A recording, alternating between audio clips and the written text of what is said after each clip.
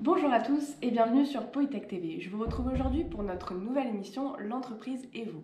Aujourd'hui, nous nous intéressons à la diversité et pour cela, nous rejoignons tout de suite Daniel, notre envoyé spécial dans l'entreprise Sense4You, une entreprise qui vient de recevoir le prix de l'entreprise qui gère au mieux la diversité.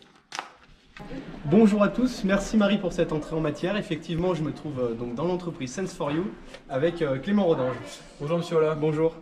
Eh ben venez, dans votre espace détente, on pourra Très bien. discuter.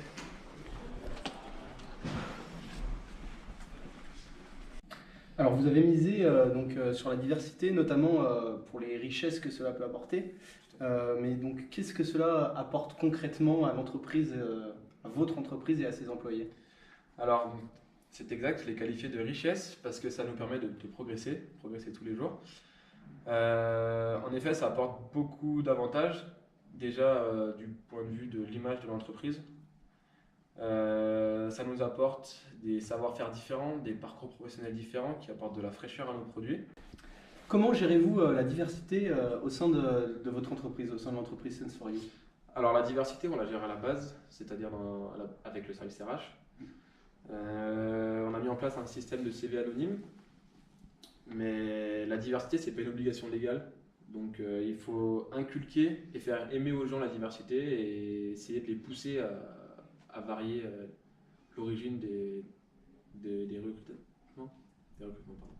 Quelles solutions et exemples concrets pouvez-vous nous donner que vous avez mis en place pour la diversité? Alors on a mis de nombreuses solutions en place. Donc déjà on essaye de proposer des stages à des enfants, des élèves handicapés.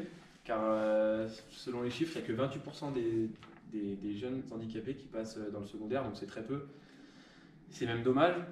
De plus, on aménage des postes pour les personnes handicapées, donc on essaie de modifier l'espace de travail pour que ça soit accessible à tout le monde. Aménagement du temps de travail, par exemple pour les parents, pour les personnes âgées.